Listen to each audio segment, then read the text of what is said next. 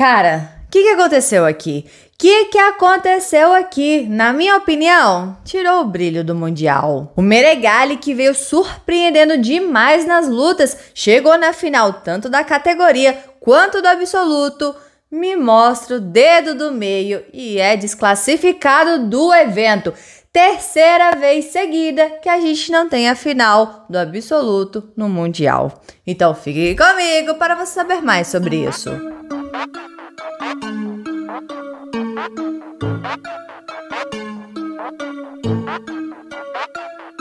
Neste domingo, dia 12, nós tivemos a final das categorias e do absoluto do Mundial da IBJJF. Que eu já acho um pouco errado dos dois acontecerem no mesmo dia. Já que vai que alguém está na final do absoluto, se machuca lutando categoria. O main event é o absoluto, então na minha opinião tinha que acontecer a categoria todinha em um dia e o absoluto todinho em outro dia. Mas enfim, podemos conversar sobre isso em um outro vídeo. Até porque nem final de absoluto tivemos esse ano. E tinha tudo para ser a revanche do século. Uma luta que todo mundo estava esperando há um bom tempo. Desde 2018, quando o Meregali finalizou o Preguiça. E desde então, várias tentativas para essa revanche rolaram.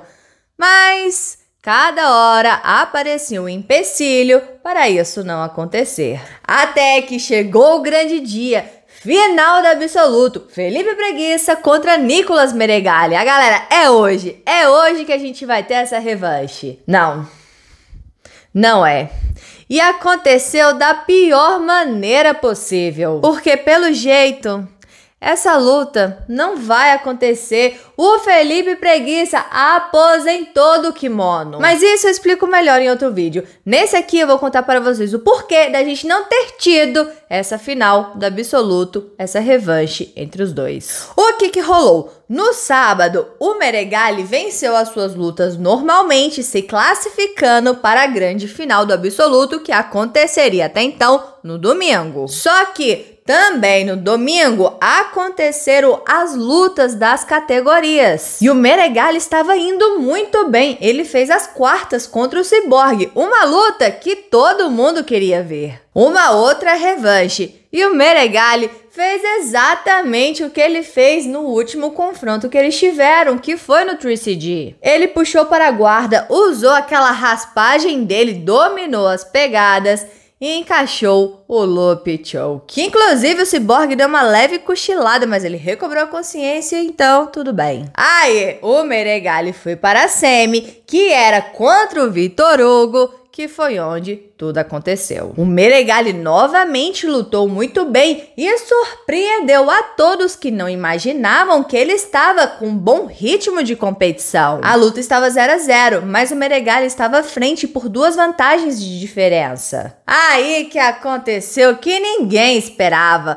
Parece que alguém da torcida, alguém de fora do tatame, estava provocando o Meregali. Ele até falou em suas redes sociais que depois iria falar sobre isso, o que aconteceu, para a gente saber exatamente o que foi falado para ele. Só sei que a luta rolando, o Vitor Hugo preso dentro da sua guarda, o Meregali me faz esse gesto dentro do tatame e com a luta acontecendo. O árbitro viu aquilo e deu uma punição para o Meregali. Lembrando que na luta o árbitro não parou para desclassificar o Meregali por falta disciplinar, como manda a regra. Tomou só uma punição. Com isso, a luta continuou e o Meregali avançou para a grande final da categoria. Tudo certo, até que do nada, entre as finais femininas, me aparece o Vitor Hugo no meio do tatame com o árbitro levantando a mão dele. Assim foi o anúncio que o Meregali acaba de ser desclassificado por falta disciplinar e não iria competir na categoria. Passou um bom tempo, todo mundo sem entender, sem saber, dando várias opiniões se estão concordando com isso ou não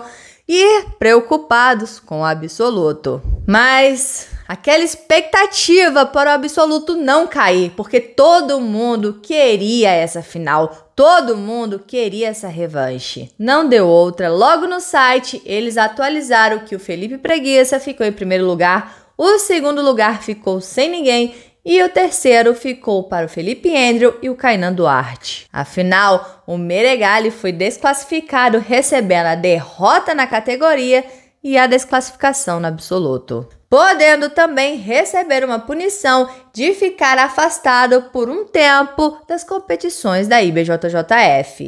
Galera, isso gerou muita insatisfação de todos que estavam esperando para esse absoluto. Assim como também várias opiniões surgiram. Por exemplo, em nossa live, muita gente chamou o evento de amador, comparando com o UFC ou com eventos de lutas casadas que jamais iriam tirar uma estrela em ação. Outros já concordaram, prezando pelo respeito ao tatame, as regras que explicam que isso claramente não é admissível. Grandes nomes se manifestaram na internet sobre isso. O Mo, que é o organizador da DCC, disse que entende que a regra deve ser aplicada. Porém, isso é algo que não deveria estar na regra, já que um evento de nível mundial, os nervos estão à flor da pele. E se alguém de fora estava passando dos limites, essa pessoa deveria ser repreendida, e não o atleta. O Gordon também achou um absurdo a atitude da IBJJF. Afinal, imagina se ele tivesse sido desclassificado da DCC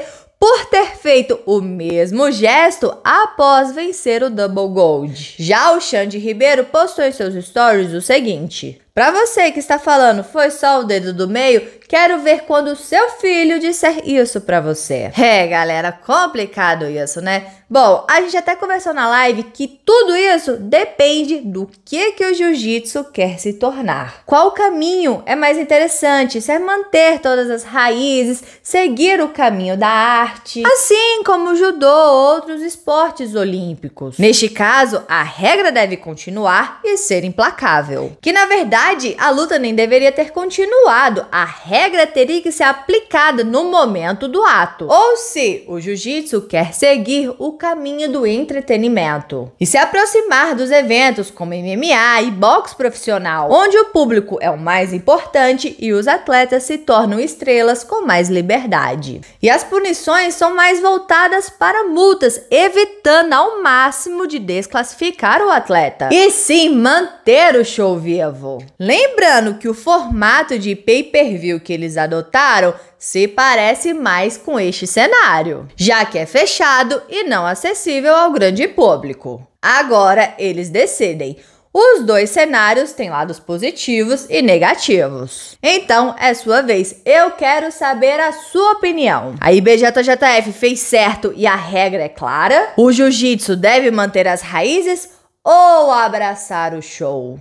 Que rumo que o jiu-jitsu tem que tomar no futuro? Deixa aqui embaixo a sua opinião. Bora conversar sobre isso, porque é sempre bom conversar sobre jiu-jitsu. E não se esqueça de se inscrever no canal, curtir e comentar para dar aquela moral pra Rafa, porque aqui tem vídeo de jiu-jitsu todos os dias.